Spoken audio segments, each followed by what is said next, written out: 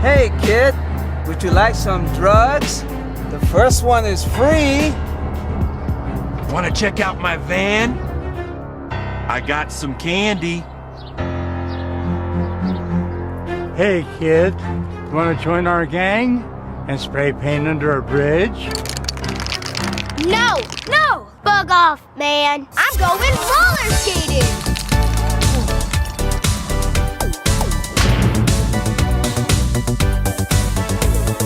I want to be addicted to roller skating, not crack. Because we roller skate today, we will go to college tomorrow. Prison is full of people that has never roller skated. You're about to watch an opinion-based podcast. This episode is not meant to be facts. It is only the opinion of the host. The host lists all references with links in the box below. Again, this is only the opinion of the host.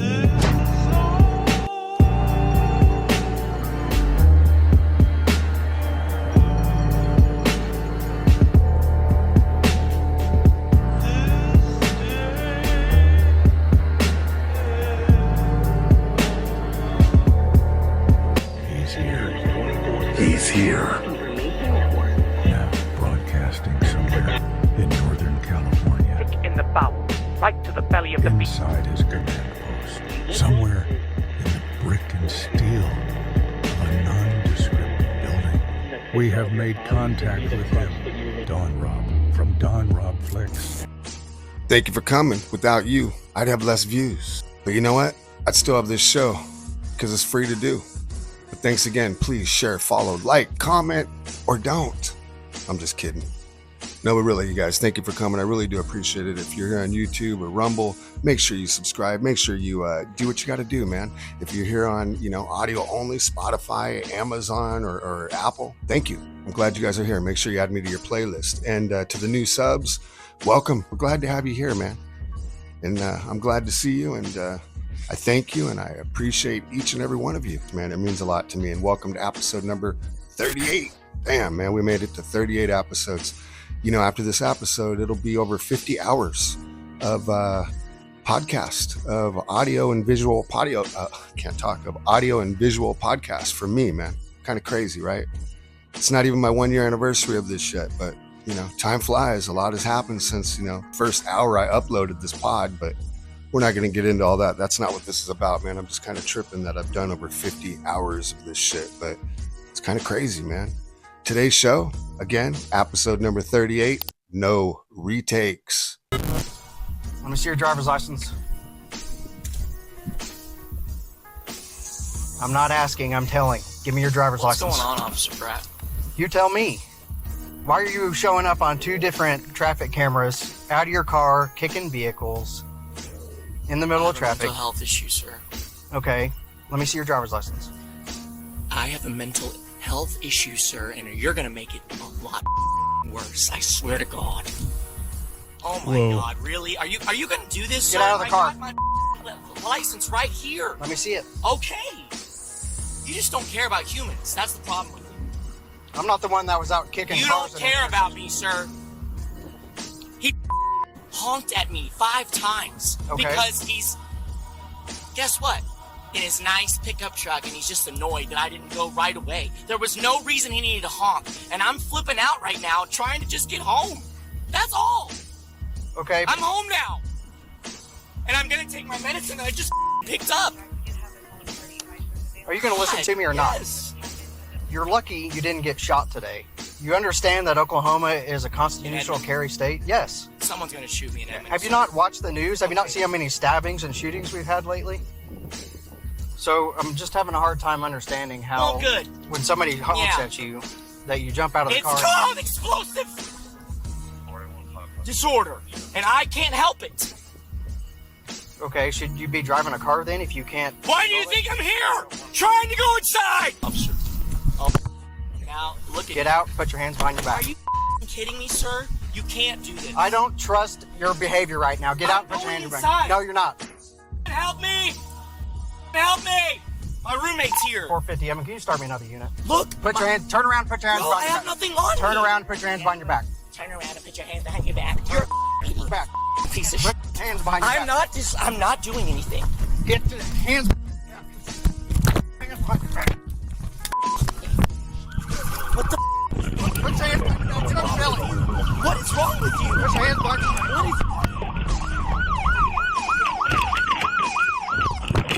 You're going to jail for assault on a police officer. I'm cooperating. Oh my God.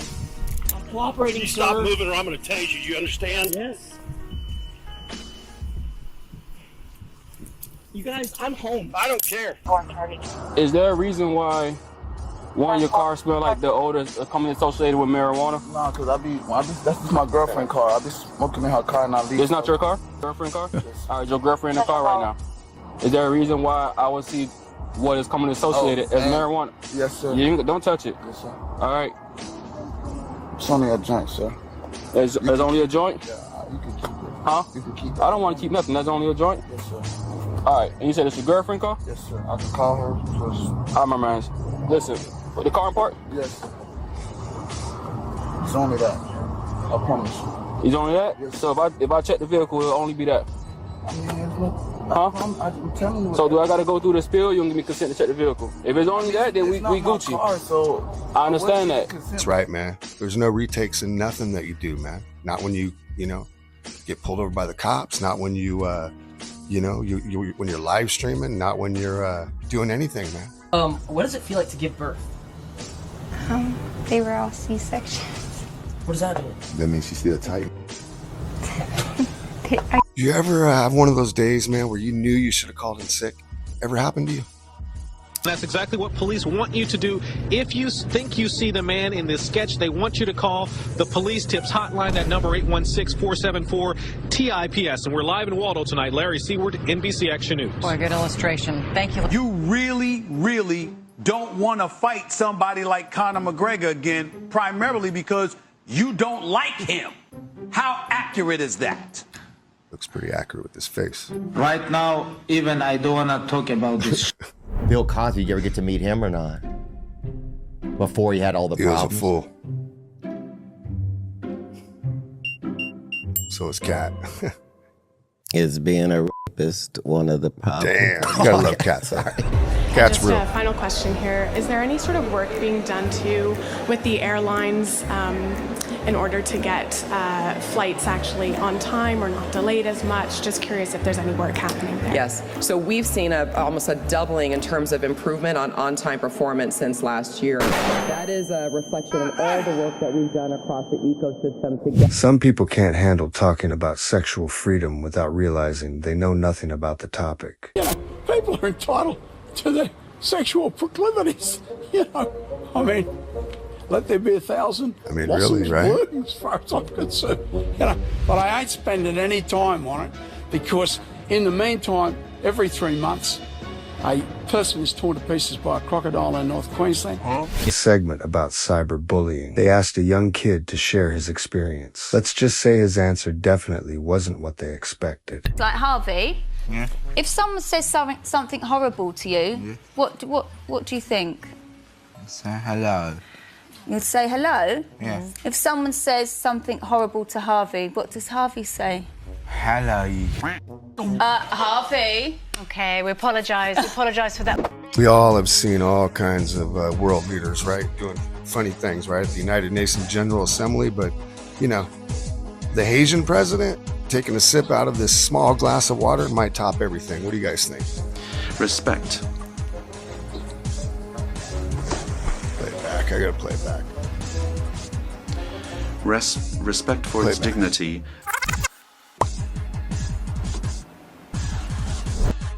Okay, NFL player Chad Johnson. He's had some problems, man, but this one might not be what you would expect. But we were in action, and she said in my ear, "Go deeper. Stay with me now."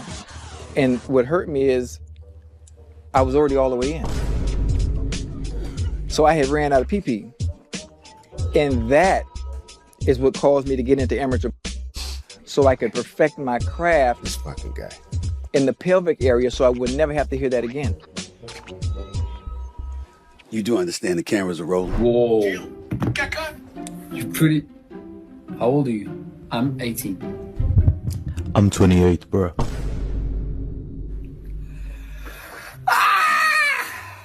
Oh my God. Wait till you see the next kid. Who's this kid? Keep that. They're gonna steal it. Alexa, pause. What? Alexa, pause. Alexa, pause. What? Save that money, bro. You're gonna get it stolen. Saying no, but your face is screaming yes. You know that there was an illegal gambling operation going on just down the street from where you live? No. Sure. It was illegal. What Sure, that? buddy. I ain't heard nothing. I don't know anything. What were you doing inside? Just drinking Just coffee. drinking. Not gambling? No. I don't know. This is a coffee shop. There's no Look at that gambling. fool's I don't know hair. Look anything. at his I hair. don't know. What happened inside? I don't know nothing. Don't say Don't know nothing, nothing. Don't say nothing. Eric, they stole 21 cars. Can you believe that? What? 21 This fool didn't get invited. They could have gave me a car. 21 car. What they gonna do? How they gonna drive 21 At cars? once. Right. That's crazy. They ought to be ashamed of themselves. Being a politician means your private life is basically free ammo. And trust me, opponents will fire it off in debates. The question is very simple, ladies and gentlemen. If you can't trust Gavin with his best friend's wife, how can you trust him with your state? Damn, and you know, this is some real because it was a crackhead back in the day. I shot 9 times with a Tech 9 and he kept running down the alley. I read today about a 10-year-old girl with Down syndrome who was taken from her mother and put in a cage. I read about did you say want to a 10-year-old with Down syndrome What being I taken said from is her you can mother? pick anything you want, but the bottom line is very clear. How dare you? When you How cross absolutely the border dare you, sir? illegally- We're going to play a game called Nicknames. No retakes. And so if you can guess any of our nicknames on the stage, you get one of these silver friends, and they were like gold dust, man. Rugby legend Inga got a brutal reality check on how he's perceived in the public eye while talking to I a young looked girl. straight down the hall, and I saw this beautiful European Shirley blonde lookalike. Shirley Temple. Shirley Temple Yes, lookalike. with curls. And I said, do you know my nickname? She confidently stood up and said, yes. I said, well, stand up and shout out as loud as you can so everyone can hear. And she stood up and took a big breath and she said, my daddy always watches you on telly and he always shouts, go, go, you big black bastard. So the whole place just went, He has the best intentions for you. His Yeah. plans are to prosper you, yeah. bring you to an expected end, but your life does not. Oh my God. Oh my God. Bruh, we gonna keep this? Look at that fool. He's like, I can't even reach. no retakes. This is- When it comes to heartfelt eulogies after a tragic passing, Joey Diaz is the last person you want making a speech. By the way, Danny Murr died. Who? Yeah, Dan Murr died. Old Tempe Improv? Old Tempe Improv. Really? He f***ing did a lot of creepy things down there, man. Rest in peace, you know. He was good to me. This fool. Poor guy. You said that at the memorial service, I would die. Joey Diaz don't give a Good fuck. news is nice and sunny for the weekend. You should come round for a barbie. No thanks. Okay, that's all our news from now. What do you do when you're rejected? Keep your chin up and move on. What you shouldn't do is this. So it's the last time that we'll be working together for a little while because you're off on a break. Hello. Yes, Tony, giving birth to those twins of yours. Yeah. We're like, Okay, good. This is going well. The gentleman with his hand raised in the back. Yes, excuse me. Hi, Kevin. Could I borrow your notebook? I didn't bring. Thank you. Dave from Basketball Digest. Kevin. We've all seen someone working and thought, how did this guy even get the job? I asked myself that question when I heard what this reporter Kevin, asked. KD, why do people call you KD? Can I call you KD? Or? Yeah. Okay. My first name is Kevin. Right. And my second name, my last name, my second name. My last name is Durant with a D. KD? Well, no shit. If there were a prize for the most verbal slip-ups in 10 seconds, this dude would be the clear 6:17 winner. in Health Watch this morning, doctors in Utah are hoping for a new medical breakthrough to solve the problems of attention disorder behavior with problems with children. Attention deficit hyperactivity is a common disorder, and it affects 3 out of 5 kids, or actually 3 to 5% of the children with, let's start this all over again, can we? Let's back it up and start it over. I'm lost. My relationship with Eric has been a huge fraud. I come clean about my job, my money that I don't really make a lot of. If she wants to be with me, she's gonna have to take me with my faults. Eric needs to stop lying about having a good job and actually get Okay, it. so wife files for a divorce, claims her man's a bum liar. All right? He claims he's a businessman with a job when he really, he just makes minimum wage. Let's see how he defends this one. Okay. What else did you tell her you were a businessman? In fact, you were not? I mean, I work at a business, so I mean, I am I'm a man. I'm a businessman. It kind of goes together, right? So am I lying? There's a point, No, right? I don't think There's so. a point. I'm a businessman. Okay. Portuguese Navy has been working on some high-tech drones. Wants to show it off to the world. So look at this huge groundbreaking O achievement. avião não tripulado da Marinha Portuguesa que veio ajudar no mar e em terra nas missões em que a Armada está envolvida. O AR-4 foi apresentado oficialmente hoje, apesar de a estreia não ter corrido como previsto. Okay, speaking of navies, here's a real one right here. At 0437 local time, 20 nautical miles south of Sri Lanka, a Los Angeles-class attack submarine was doing what American submarines do better than anyone on Earth, hunting enemy ships. At 0453, the fire control team locked the solution. The weapons officer programmed the Mark 48 ADCAP in Tube 1. The captain gave the order, and what happened next was the loudest thing the sub would do all day. The Mach 48 dropped from the tube. 21 inches in diameter, 3,500 pounds of guided whoop-ass running on auto fuel 2, a monopropellant that carries its own oxidizer, needs no air intake, and produces no exhaust bubbles rising to betray the shot. The engine drove a pump jet propulsor instead of a traditional screw.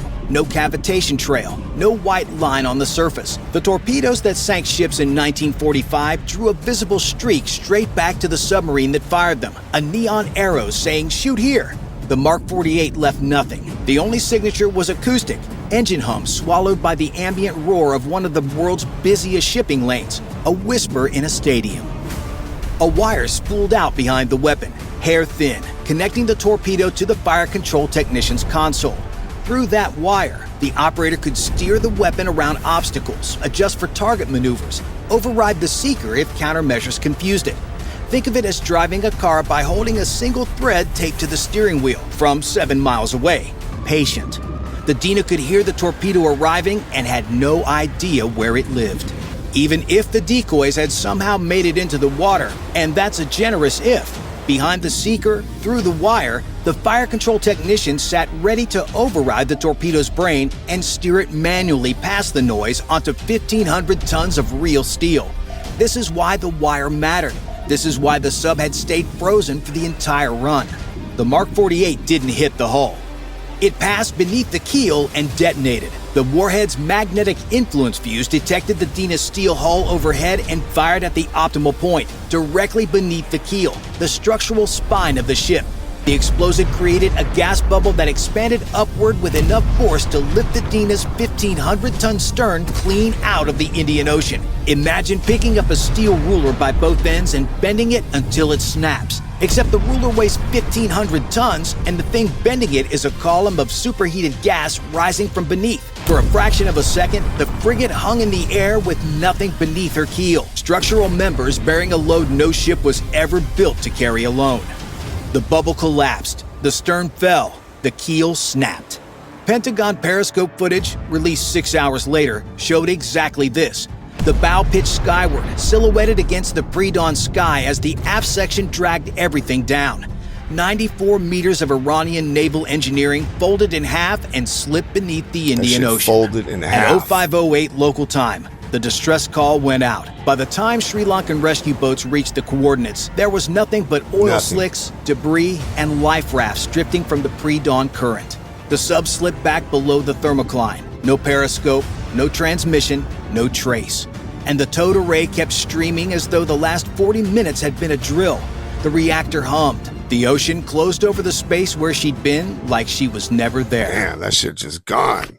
Okay, now it's time to talk about this new cartoon character I discovered. It's warned police departments in California that Iran wants to retaliate for America by attacking and launching offensive drones against the West Coast. including California. FBI warns in California, Iran wants to retaliate the U.S. attacks by launching drones against the West Coast, according to an alert reviewed by ABC News. So ABC News decided to publish this story, drone strikes in California, imminent. All right, obviously this is going to scare a lot of people, except for terrorists like Hassan Piker. Says, very difficult for me to read this as anything but a potential false flag setup, I'm not going to lie. So this is him saying, what? You mean that Islamic terrorists that have been saying death to America, that directly stated they want to kill America, you mean to tell me that they're actually going to be killing Americans? No, it's obviously America killing Americans to convince Americans to go to war, which is a war that's happening regardless of American actual interest. It's happening regardless. And 42% of America actually approves the war when only 40% is against it. All right, the majority of the country supports the war. You know, the war to kill literal terrorists that have been threatening us for 47 years and killing thousands of Americans over all that time.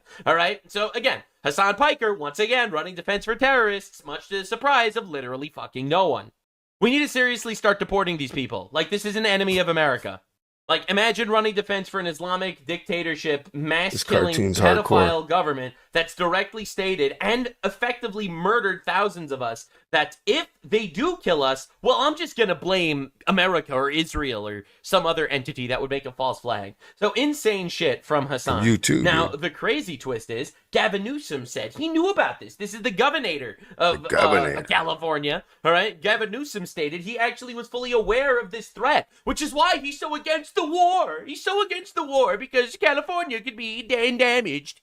Now, before I play the clip, you will know this is a very common leftoid talking point. Do not fucking fall for it. I don't fall for anything Gavin says. They all do this shit. All of them. They're like, starting a war with Ayatollah Khomeini means that we're going to have terror attacks within our own nation. We might. Excuse me, what the fuck? Then we should be deporting every single person that might be doing one of these terrorist attacks. I don't know if they're from the same religion or the same ethnic group, but they all gotta fucking go. If we're literally worried about a fear of terror attacks in our own country because we're taking out a dictator that poses a threat to our country, then all those retards have to go immediately. I'm not sure exactly what you're trying to argue, but I've heard this so many times in so many places. We're gonna get retaliation if we kill them. This cartoon's growing on me a little, but I don't know. This motherfucker's based. But he's a little crazy. I don't know. Well, then we need to fucking kill them immediately. What are you talking about? But you want to build up their forces? You want to bring in more Iranian sleeper cells? You want to wait until they actually do have ballistic missiles or nukes that could fucking reach us? No, you don't. You want to kill them now. I mean, you know, I don't like this cartoon now, man. He might be a little too based. This motherfucker's crazy. I mean, he's making me feel like everything's dark, man, and we might be coming into World War III or something. As if everyone doesn't have nukes pointed at each other, you know? This guy has me kind of worried. A little bit. Or is it really even him that has me worried? I mean, I don't know. We're kind of in some dark times, you guys. There's a lot of shit going on right now. A lot. You don't believe me? Okay. Let's get back to this little blue-haired crazy cartoon character, so you can see what I'm talking about. Everything's gonna connect. This little motherfucker right here, he's about to show us some, he's gonna show us some propaganda AI videos that Iran likes to use. But then again, I mean, look what they just did like a day or two ago, man. It's Telegram, these motherfuckers, no joke. So I don't know if this next video you're about to see is AI or not. It kind of looks like a little AI-ish to me. They've been putting up other AI videos, but I don't know.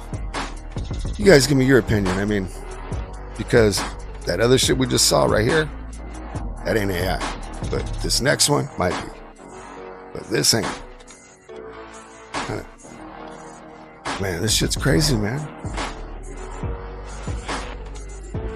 But look, I wouldn't want to be there, man. Fuck that shit. Would you? Little propaganda video that just came out. Mayan calendar. Get your kids, get your clothes, your cankers, and your condoms. Oh my god. 4 Iran AI videos talking about how they're going to destroy the infidels? Get your kids, canned goods, and condoms. Evacuate immediately. Literally broadcast on CNN, by the way. Message will self-destruct in 20 seconds. Better get get your meat, get your heat. I'ma get crazy, get your beef, it's on me. And then Ayatollah Darth Vader rolls out. Scripted pistol, just making it clear as crystal, rich. Then I'ma shoot like a missile, two nights gristle, who bites the pistol, blue like the crystal. And actually, for how, yes, we are going to be fucking bombing us, all right? This was released by Iran's news agency, a state-affiliated outlet, how they are going to be drone striking California. Now, the crazy twist is, Caroline Leavitt, the press secretary of the White House, posted this. This post and this story, referring to ABC's story about how Iran's planning on drone striking California, should immediately be retracted by ABC News for providing false information to intentionally alarm the American people. Definitely. They wrote this based on one email. We got to believe it now. Caroline Leavitt told us it's fake, so it's not going to happen. Verified tip. The email even states the tip was based on unverified intelligence. Yet ABC News left out the critical fact for their story. Why? Would they tell us? No such threat from Iran to our homeland exists, and it never did. Would they tell us? You guys think they would tell us? God, You think they would tell us? The entire House of Cards utterly collapsed. It is over. It's over. So ABC posts this story about how, oh my God, Trump is so bad for starting this war. Now we're going to get drone strike. For the record, that is illogical. If we actually were at threat of Iran, we needed to take them out when they were at their weakest. So the whole narrative, even that they're pushing, is retarded. But the point is, for the dumb fuck average retard American that votes for Gavin Newsom, right? Average retard leptoid will be like, oh my God, Trump started a war, and now they're gonna. I don't like Gavin, and I'm worried. All right, so they post this story to basically get everyone scared. As you can see, this story alone. This one tweet got 15.8 million views. Almost 16. God. Right, insanely massive story. All right, so Caught this some story eyes. was everywhere. Caught some Gavin eyes. Newsom immediately he puts on his little fucking gay makeup. He looks like the fucker looks like that Joker. Shows up talking about how Gotham is at the brink of Gavin's destruction. aging. All right, Trump started a war and now we're all gonna die. I knew about this, he says. I knew about this. I was in touch with the FBI. We knew all about this. Knew all about what? It's not real. He knew about a How do we know it's threat. not real? He knew Because about one email with zero credible because the White House information. press secretary said it's not, Unverified dude. intelligence. No threat from Iran exists to our homeland right now, which is why we're attacking them now instead of waiting for them. And Gavin Newsom decided to show up to the media to talk about how Americans are going to start dying because of Trump's war. This is the most unbelievable shit I've ever seen in my life. Talk about fear-mongering. Oh my God. Dude, we've been hit 4 times recently. Okay, now it's time for the show to really fucking start, you guys. No retakes. Not in live streaming, not in old school television, and not in war. Not in anything. Not when you're getting pulled over by the cops, nothing. But definitely not in war. Something happened a few days ago, you guys. Not too many people are talking about it. On the 14th. Just a couple, like 3 days ago, man. 4 days ago. This shit just happened, you guys. And no one's talking about it. No. Not Tucker Carlson. I'm not talking about this Tucker bullshit, man. I'm not talking about Tucker possibly being a fucking spy or a traitor or whatever it is, man. I don't know. Let's let him tell it himself what he is, because, you know, he likes to tell on himself. Look. So the other day I found out that the CIA is preparing some kind of criminal referral against me, a crime report to the Department of Justice on the basis of a supposed crime I committed. What's that crime? Well, talking to people in Iran before the war. Wait, say that again. What'd you do? Talking to who? Talking to people in Iran before the war. Okay, so this guy was talking to people in Iran. We'll come back to that. We'll come back to this psychopath later. This wasn't the big thing that happened this day. Tucker might be a distraction. There's something bigger that happened. Okay. See, on this very same day that Tucker put out this fucking 5-minute video on his YouTube channel, snitching on himself and acting like a person that has something to hide, on this very same day, well, you know that little guy that we all like to make fun of? You know, that little dictator on social media? You'll always see him, you know, looking, you know, soft, lonely, dumb, fat, envious, you know, of everyone else and trying to be cool like he's Trump's homeboy. It's always, you know, these AI videos we keep seeing lately. Hey, Mr. all these Trump, right here. I saw what you did in Venezuela. We're still cool, This right? guy. Makes an old school teaching the You guys children how recognize to all be this, a right? homosexual, and make sure they all teach about the transgender. We all like to make so fun of that is what important to me. This crazy fucking psychopath with nukes.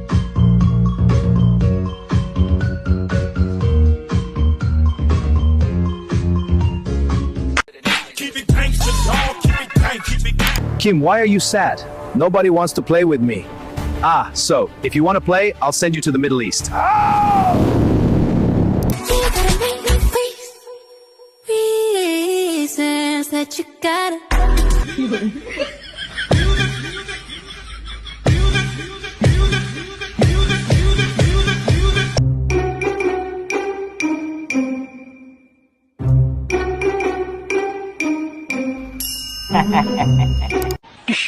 बोल हरामजादे क्या बोलूंगा?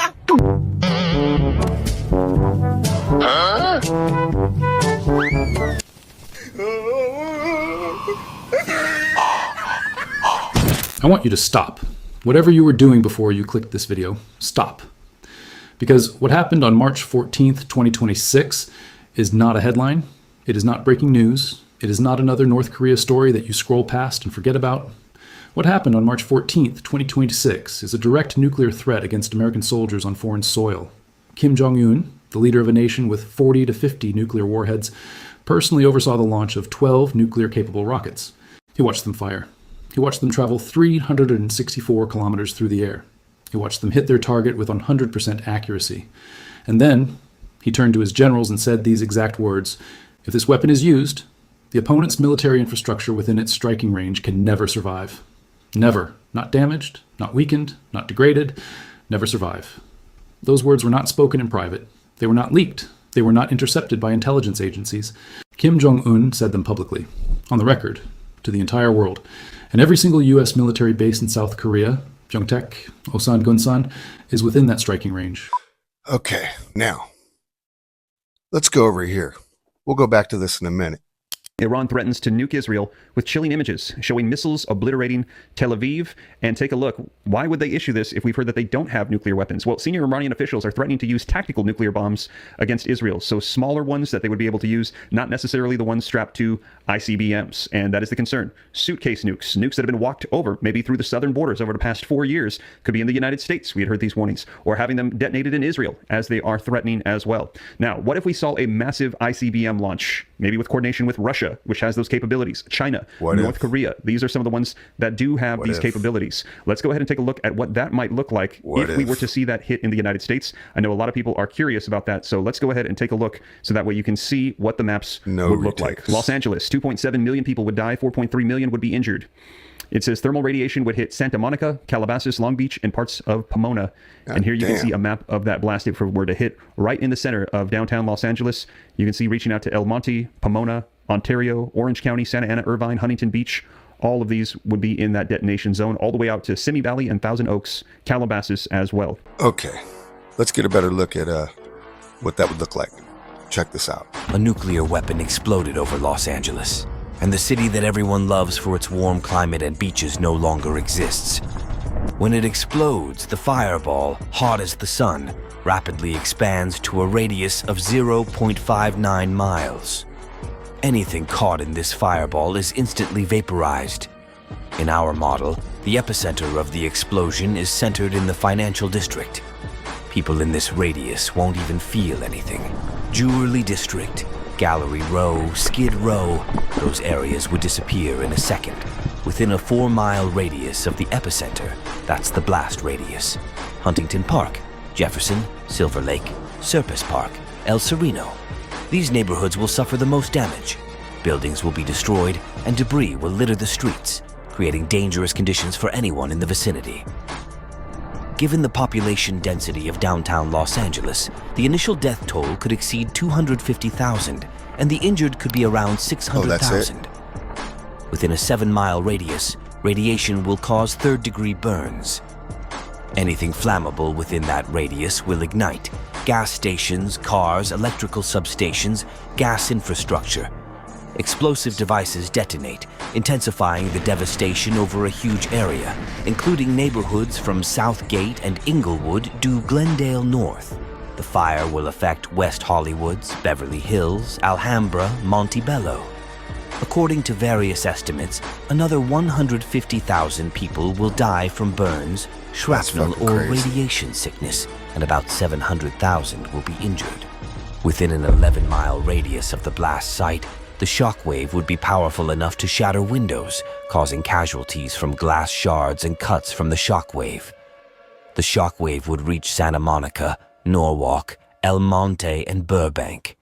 Let's now turn on simulation mode and see what happens if Russia launches nuclear missiles. All right, let's do it.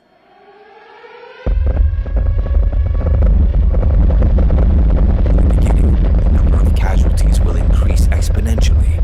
They will be victims of direct destruction and radioactive burns. The estimated death toll will be about 93 million people and about 105 million injured.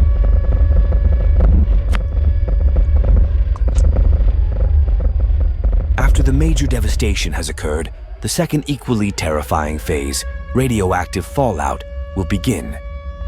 Radiation will spread over a wide area, affecting people, animals, and the environment. The estimated death toll of this stage is about 42 million people. Man. Okay, so let's get back to Rocket Man. By the way, I got my dog with me. His name's Chase. You guys met him before. American troops in South Korea woke up to this news today. These are not numbers. These are 28,500 human beings. Sons from Ohio, daughters from Texas, fathers from California, mothers from Georgia. Every single one of them is now officially within Kim Jong-un's self-declared nuclear strike range. And they knew it before they had their morning coffee today. That is the reality of what happened on March 14th, 2026. 3 scenarios, based on military analysis, historical patterns, and verified intelligence assessments. Here are the 3 scenarios for the next 30 days. Scenario 1, diplomatic breakthrough probability, 25%. Trump directly contacts Kim Jong-un, bypasses South Korea entirely, which NK wants, offers direct bilateral talks, recognizes NK as de facto nuclear state without saying so officially. Kim pauses tests, accepts back-channel communication. Both leaders claim victory. Oil impact drops to $85 market impact. Recovery rally, risk level, reduced, temporarily, but nuclear weapons still there. Iran alliance still there. Nothing permanently resolved. Scenario 2, continued escalation. Probability, 55%. Most likely. North Korea continues testing numbers every 5 to 7 days, each test more advanced. Culminating in an ICBM test before Trump's April China visit. U.S. responds with more sanctions, more statements, more carrier repositioning. Kim Jong-un watches America fight Iran, stretched thin and keeps pushing. Oil impact, $100, 110 barrel gas.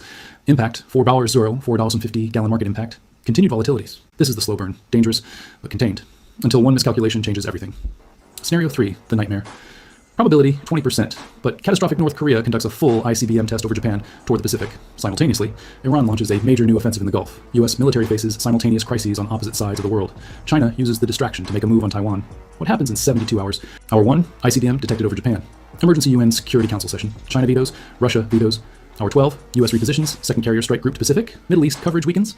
Hour 24, Iran detects reduced U.S. naval presence, launches major Hormuz offensive. Hour 48, South Korea places military on highest alert level. Civilian evacuation protocols activated. Seoul, 10 million people, begins preparing. Hour 72, Trump on phone with Xi Jinping, with Kim Jong-un possibly, with Netanyahu, with Gulf allies. 4 simultaneous crises. 1 president, 1 military, 1 decision. Oil, 150 barrel overnight. Markets, worst day since 2020, gold, 3,500 plus ounce. Human cost, incalculable. Last time the world was this close, 1962, Cuban Missile Crisis. Kennedy had 13 days to find a solution. Trump may not have 13 days.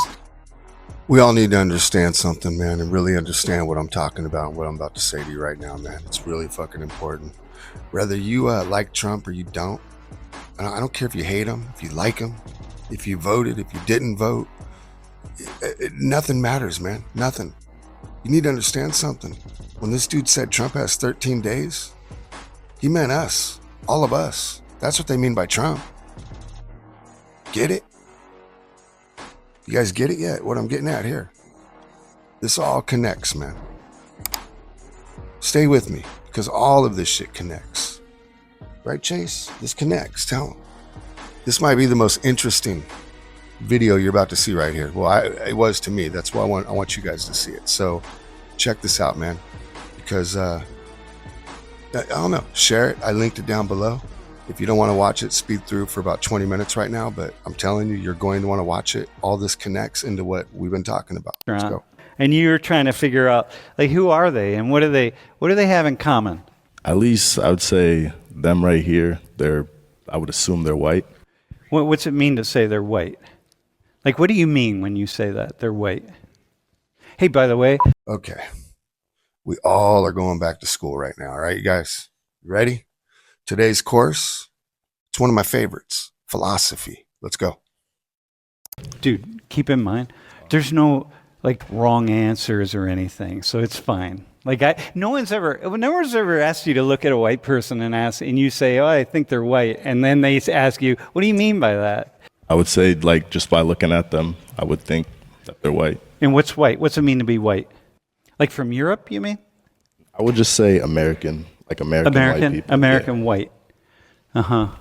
Who's American white, by the way? Someone who was raised and born in America, and they're white. They have ancestry from Europe. And where do you think they're from?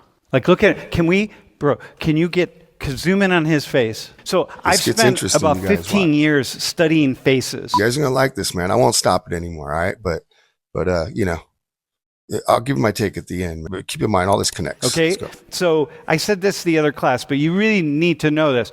This biogeographical ancestry testing, this class was the first big place where people tested their ancestry to see what part of the world their ancestors were from. And then we talked about it in class. Every single student in 119 got the opportunity to have their ancestry measured, okay? And we call it biogeographical because it's biological, meaning that all of these faces are different, bodies are different. It's geographical because they're different based on where people's ancestors were in the world. And so when I'm like asking him, hey, turn to the side, we want to see your nose, because there's something about noses that tell us things about who people are. So anyway, come here. So look at her. You might want to look up there, you'll get a better vision. All right? Can you turn to the side, by the way? Look at can you zoom in on her nose? Yeah. Are you cool with that? You're cool, right? It's your nose, man. You know? Okay? All right, here we go. Next one. And look at her cheeks, right? Like you want to see like what features she has. Here, look at her. Hang on. Are you cool? Yeah. We're good. Yeah. Look at her cheeks right here. Like look at her cheeks compared to her cheeks. Okay, bro. Yeah. You want to look at these things because they're clues as to who people are. All right. Can you turn to the left a little bit? Look. Can you zoom in on her nose? Turn a little more, so you're right. Zoom in. Check her nose out. See, like compared, see the little ridge right there? Okay, that's a clue. All right, that's a clue. All right, thanks, man. All right, look at this guy right here. Look at him. Look up here in his, bro, look at his eyes up here. And look at his cheeks, look at his mouth, look at the shape of his head. Look at all these things, okay? We got it? Because these are, what I'm pointing out to you are things, remember the story I told. If you take me to Europe and you don't tell me where I'm gonna be in Europe, and you let me off the airplane, and I go to the center of a place, the city, let's say, not at the airport, because that's different, I can tell you with pretty good accuracy where I'm at. And I might miss a country here or there. I might say I'm in Austria, and I'm really in Germany, but I can tell you with pretty good accuracy where I'm at, because I look at his face, I look at her face, I look at these faces, and when I go to the place where he's from, there are a lot of people that look a heck of a lot more like him than look like her, okay? So, all right, man, so let's go. So we got him. Okay, bro, zoom in to this young gentleman right here. Okay, look at him. Turn to the side a little bit. Yeah, either way, that's good. Yeah, look at him. All right, and then now look at her. Look at different, right? Look at right here. Look at her brow bone, and look at the bridge of her nose compared to the bridge of his nose and the bridge of his nose. And then turn. Wait, zoom in on her, really close. Oh man, awesome. All right, bro, tell me something about them. Where do you think they're from? I say I'm like pretty bad when it comes to figuring out countries, everything, but I can tell that they have like distinct features about themselves when you like really broke it down like that. Like what do you notice besides things that I said? Like what are you seeing? I'd say like their hairstyles, like their hair type kind of looks the same to me. But their ears. Their ears? Yeah. Like I don't want to put no one on the spot. No, you're not putting anyone on the spot, bro. Dude, the ears, by the way, you want to know something? The ears are like a fingerprint to human beings. That almost no two people have the same ears. It's just that we can't measure like we do with a fingerprint. So when you look at people's ears, man, they're really, really different. So how would you just label them if you had to label them? You're saying this guy, he's like, who's different? Who stands out for you? I say he would stand out the most. He stands out the most? What about him that stands out? Because I think he looks like pretty foreign. I'd say based off what he's wearing. Yeah, he's looking based on what he's wearing. But how about his face, man? Look at his face right here. I'd say like his hairstyle too. Like I've kind of seen people, I'd say that look like him in a way. That look like him in some way, and he's not. So it's a little bit different. How about that guy right there? The guy on the right, with the hoodie. His hair is kind of like, it's making me like, I don't know what he is. It's kind of throwing me off a little bit. But just his hair. Facial hair too, I'd say maybe. Dude, hang on a second. Here, come here. Look at these two guys. Can you zoom in pretty close? Can you guys get close together? Put your heads kind of close together with my head, okay? Look at our faces. They're really different, man. Right? What's different about them? Skin complexion, your age, obviously. Yeah, all right. What else? Dude, you're not looking closely, man. Look closely. Come over here. Come close. The noses are different. I would say yours is a bit more narrow. His is a little more wide. His is kind of like, I'd say in the middle. But we're all white people. I would say so, yeah. Yeah, but not that guy down there. I mean, he could be. But there's something about him. Yeah, like I said, specifically like how he's dressed, I would say. Yeah, don't go with dress, though. Yeah. Something about him. Okay, all right, listen. Let's have you all introduce yourselves, all right? My name is Akil. Georgia. You know where Georgia? Not the state of Georgia, man. Georgia, the country. Yeah? Well, let me help you out a little bit here. You ever call white people Caucasians? Yeah. You hear people calling people Caucasians? I mean, I guess, yeah. Here and there. Yeah? All right. Well, let me tell you something.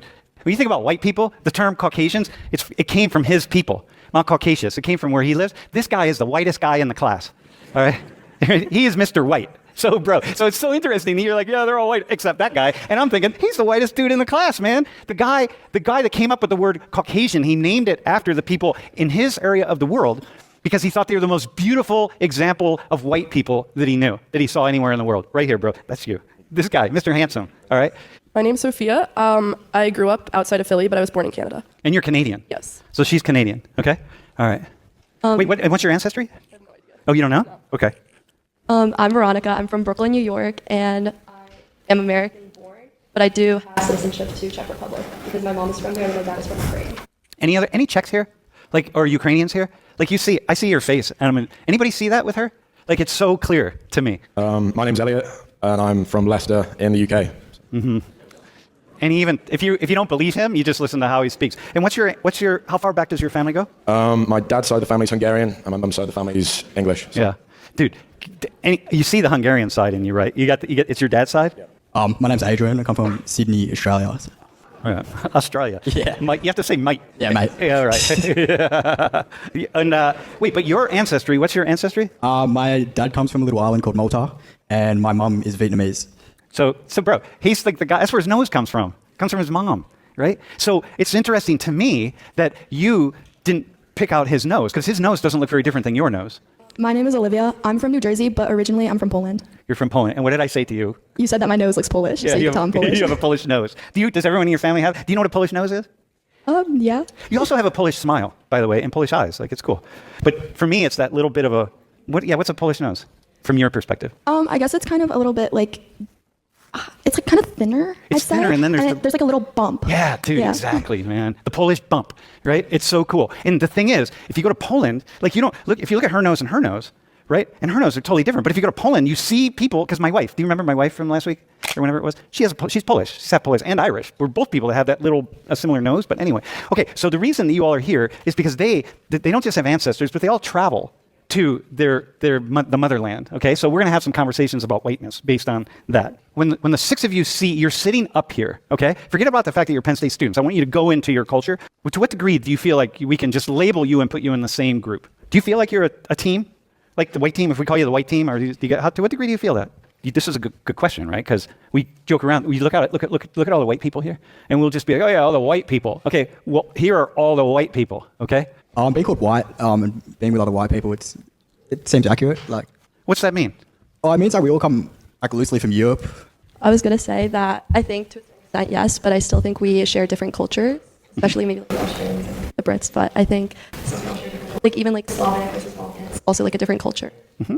And what does that mean? Like really, like to you, for example? Like I can give an example. Like Please for do. Christmases, I would celebrate Christmas Eves. I would open up my presents after dinner, and I would stay up till midnight. And then on midnight, we would have a huge dinner, and then I would open up presents. Like it wasn't after we woke up, like running down the stairs, presents at the tree. It was at night. Here you are. Do you see like yourself as kind of part of the white team, or what team?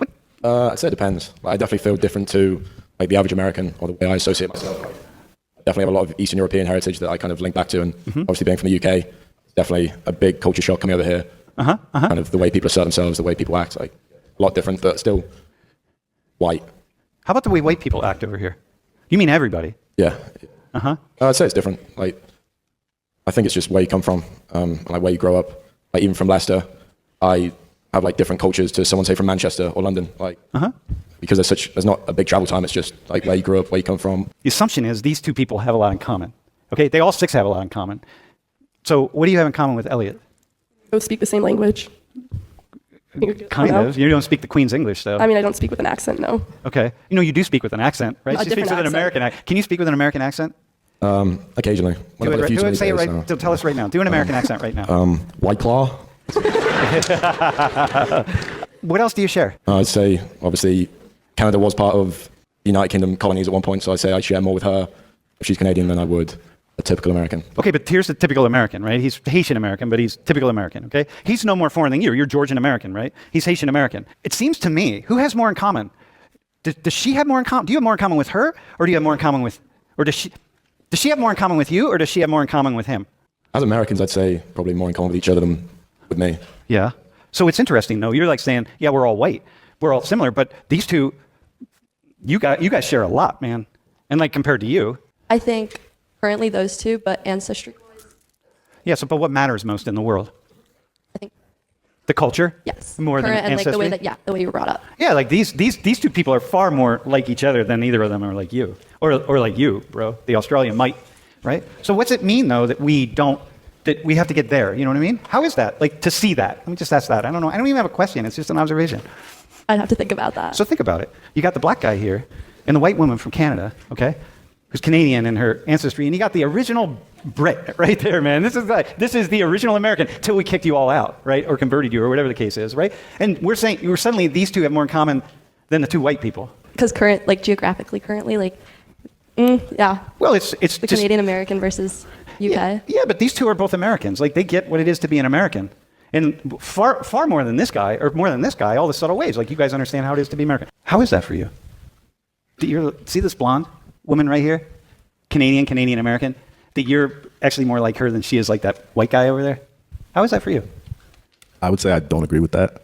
Well, how are you more like, what's different, though? It's in terms of culture, in terms of...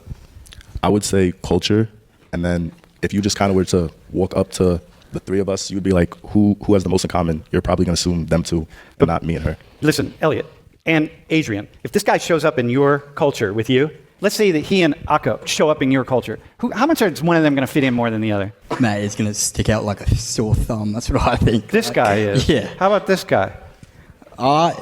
He'd blend in, but like after a while, like people would be like, oh, he speaks kind of funny and got weird mannerisms and whatnot. And how's this guy going to stick out? Just because of what he looks like? Initially, yeah. But how about his ability to blending with customs in Australia? Oh, it's pretty different. Like I think Americans in general kind of have like characteristics that make them stick out in a place like Australia, I think. So the fact that Olivia here is white, right? Does she have any advantages to fitting in? Does she know more about Australian culture? Not at all, no. So is she going to have any advantages to fitting in, not knowing the same amount as he knows? I'd say no. Yeah, I would say no. How about Elliot here? I'd say Elliot probably has a fairer chance in Australia. He might have a little bit better. Yeah, I'd say so, yeah. Yeah. Of really kind of fitting in. Huh. About white Americans. In Poland, white Americans are seen as lazy. My mom often sees people walking to like the high school near our house in pajama pants. Yeah. So she just kind of finds that like crazy. So they talk about white Americans as lazy and not clean. Yeah. And you like to clean? Well, my mom is very big on cleaning the house every day and every Sunday. It's like a huge thing in our house that like even if there's like one speck of dust on like the desk, it's like seen as dirty. This is a Polish thing, man. I'd say loud or obnoxious. Like whenever like Sydney, it's a pretty big tourist destination. So whenever you're kind of out and about, you can really tell when there's an American around.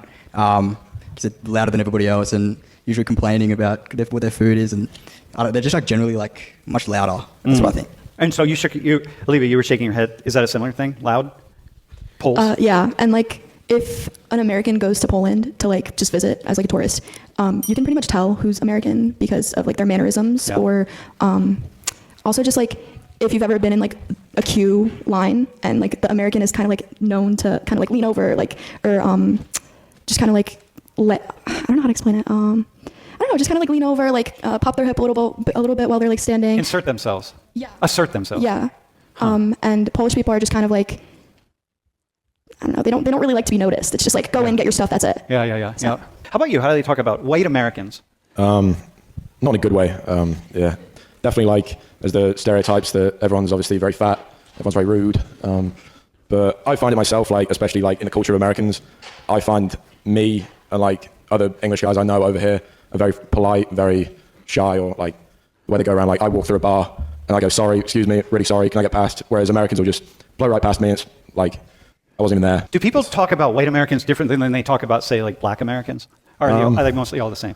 Pretty much, it's just American. There's no, yeah. Veronica, how about you? Like, how are Americans talked about? They're definitely like talked down upon. Like they're not very like white Americans. Yeah, like, dude, white people. We thought we were on top of the world, man. It turns out we're lazy, we're dumb, we're fat, we're ignorant, we're like all these things. Oh my god, dude. See, that's good to be black, isn't it? All right, go ahead. It's just like all this, like the stereotypes that you just listed. Like they're always saying those, and like even because I'm the only like American born in my family, and like all of my family is in Europe, like grandparents, cousins, everyone, and like I can tell like they even make like I have an accent when I speak in Czech, like I have an American accent, and like they're always like, oh Veronica, you just said that word really funny, and I'm like, guys, I'm just trying to speak like let's just let me be. Right. How about in Canada? How are they talking about white Americans? They think they're dirty, mean. Does that have anything to do with our yeah, a lot. Yeah. They always talk about like politics in the U.S. Yeah, okay. So dirty, mean. Yeah, lazy. So add that, white people. Add that to the list. You're also mean. Yeah, it's like everyone there's so nice. Yeah. What's that? Everyone there's so nice, and they like will go up there, and it's like a culture shock almost. Like. So how much are they just putting in the United States all Americans together in one group? I mean, they do like they just generalize Americans. It's just like just Americans. Yeah. So it's not like we're going to be any different. Like I don't get a pass because I'm white. No. It's like I don't get. Okay. How about you, man? How do people? Not bad at all. It's not bad. Not bad at all. Because like in Georgia we're really known in Georgia we're really known for our hospitality. Yeah. So like if your food, by the way. Yeah. So if we have someone from a different country come, especially America, like America's looked at somewhere you go if you want to make it out. So like if we have someone from America coming, like you can expect getting free food, free drinks from a lot of people. Dude, hear that? And what about let me ask you this: how about do you make distinctions between different Americans? Or is an American an American? Like an American is an American, but like I would say older people, like in their 70s and 80s, who were part of the Soviet Union, they have more of like there's more like racism like between them. But like the younger generation, like wait, more racism against who? Like African Americans. So like yeah. Yes, yeah. Would they make a distinction the fact that he's Haitian? That wouldn't matter to them. They might. No, they wouldn't know where Haiti is. Probably. Exactly, but like the younger generation though, it's like if you're an American, you're an American, and you're welcome. Yeah. And so it's cool. Like if he showed up as this American guy, like it'd be like if he showed up at a bar in Tbilisi, right, in Georgia, if he shows up at a bar, it'd be like, oh, dude, you're American. People would buy him a drink. 100%. Yeah? 100%. Guys, what's wrong? That's because you lost the war 250 years ago, man. You're still holding that against us. You know what I mean? Do you guys agree with like how it's talked about? Like when you see white Americans, do you think the same thing that's been taught in your cultures? When I first came over here, I was like expecting it to be like that, but the more time I spent over here, like I think they're a lot more exaggerated than I was first taught to like view Americans.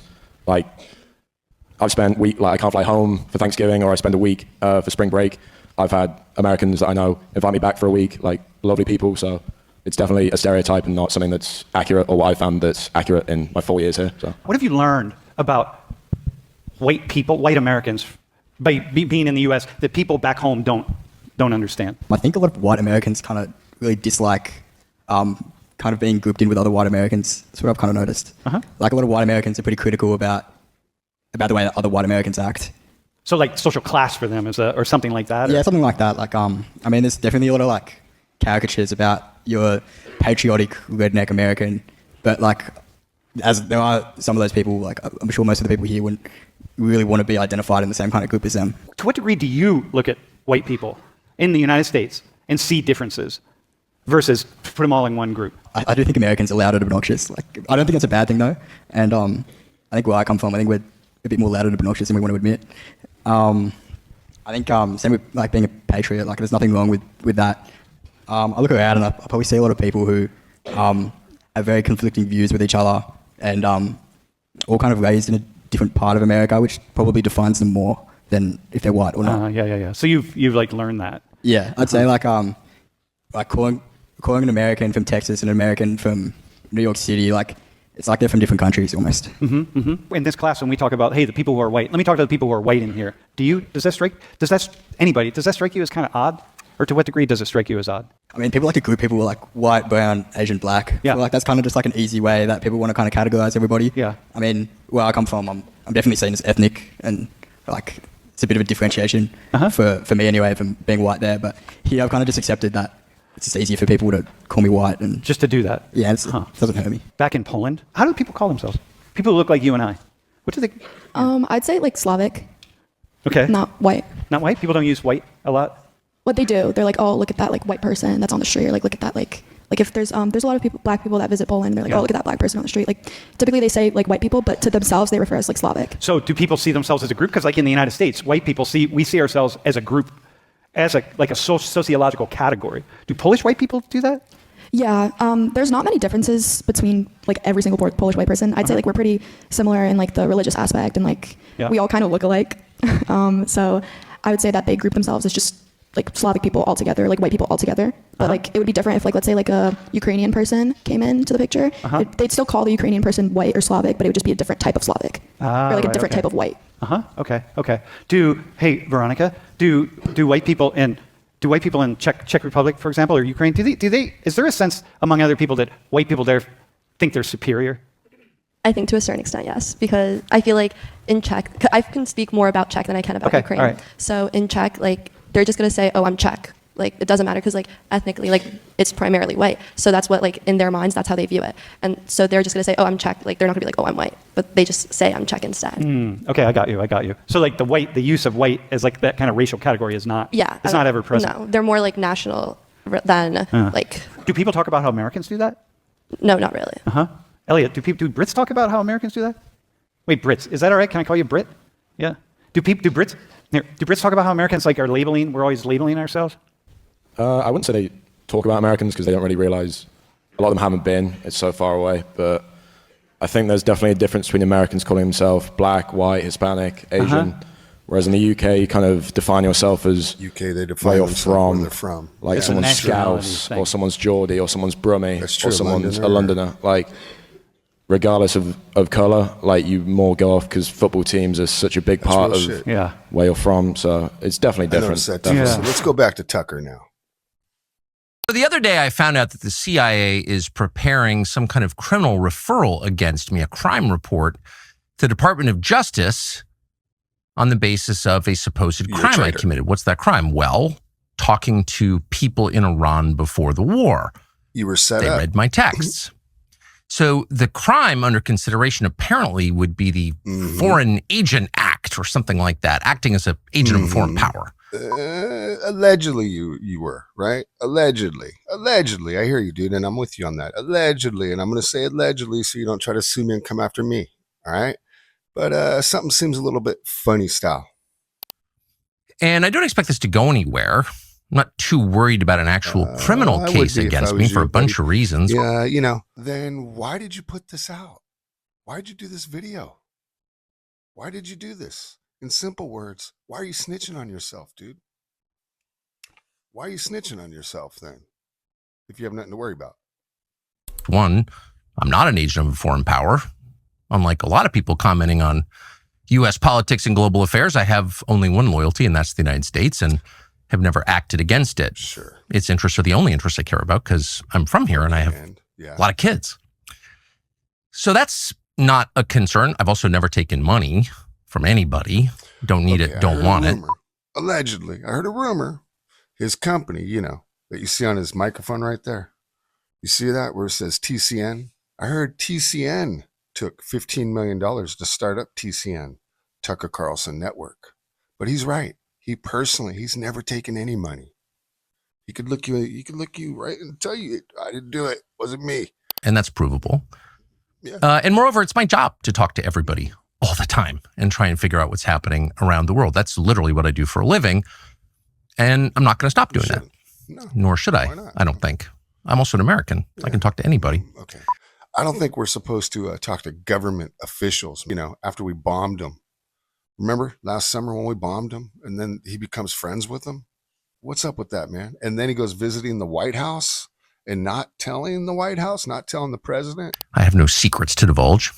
So legally, I think the case is ludicrous, and I doubt it'll even become a case. Secrets. I'm bringing this up for a couple of reasons, though. Why? And they're pretty obvious. Okay, tell us. We want to hear it. Yes, it is. You are fucking shady, Tucker. Allegedly. I'm going to say allegedly so you don't try to sue me, dude. And good luck in court. Having fun. Good luck. Having fun, you know, spending all that money that you married into, man, from the Swanson family. You guys remember Swanson ice cream? That's going to be defending Tucker. Okay. I wonder if this is Tucker's son.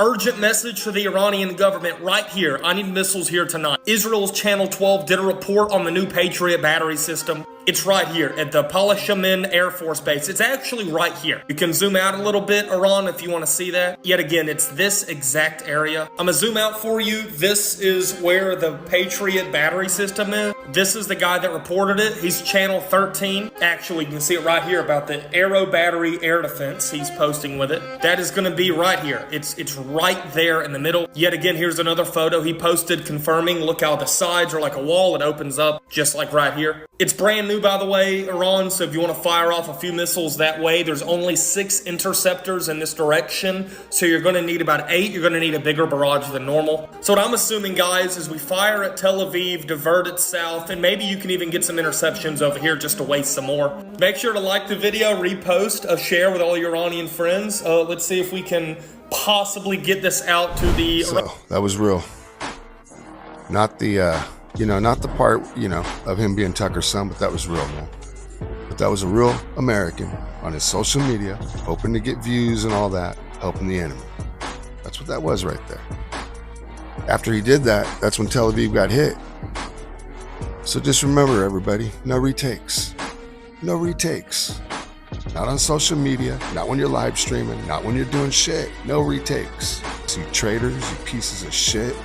That's what you guys really are, man, when you're doing things like that. You guys, look, man, we all live in the same country, man. You need to travel the world a little more. And Tucker, I don't know what's up with you because you've been traveling the world, man. And rumor is, didn't you just buy some real estate out in Qatar? Like what?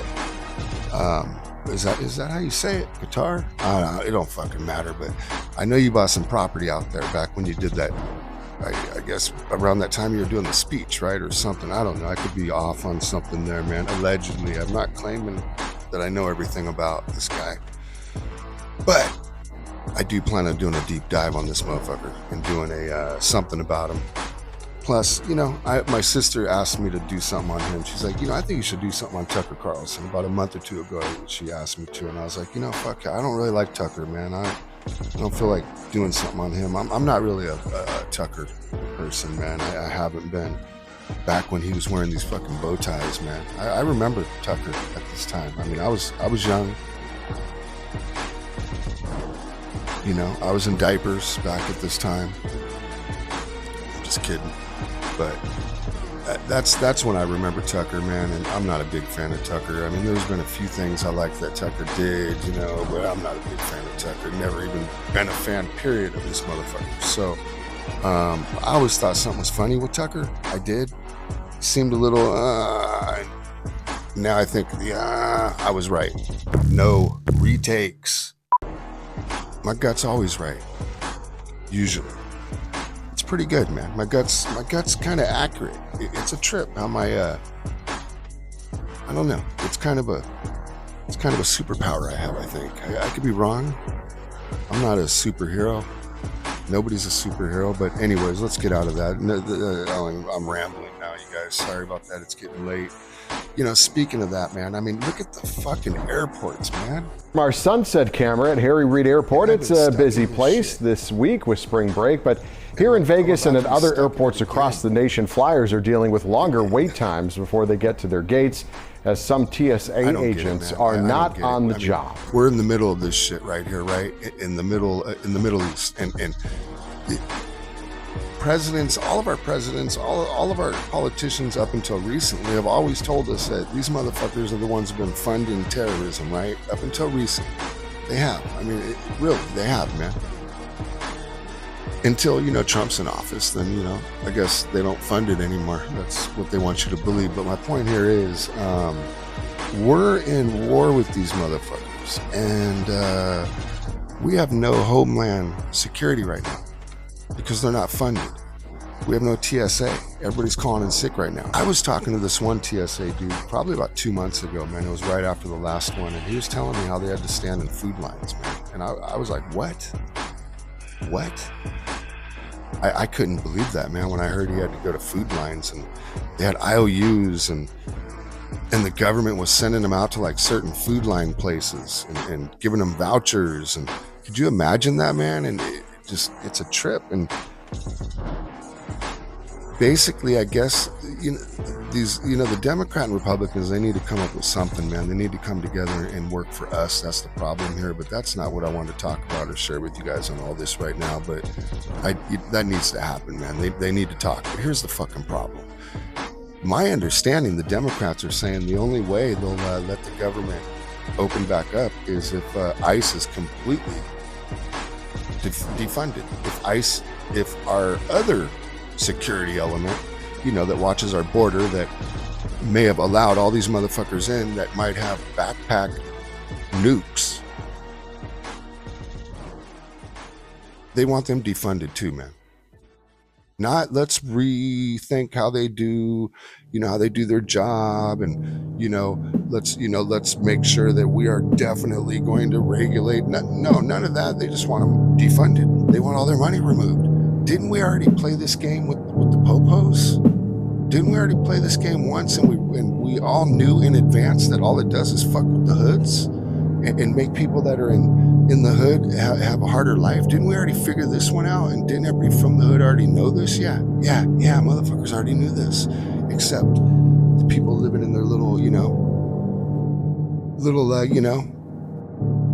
suburbs or up in the hills, or the politicians and that have their security. And you guys know where I'm going with that, man. It's just wrong.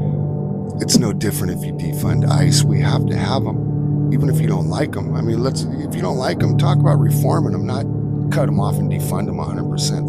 That's the only way they want to negotiate right now, man. Do you guys think that's right? Do you think that's logical? Do you think that even fucking makes sense? Do you not think that sounds like how a little kid would negotiate?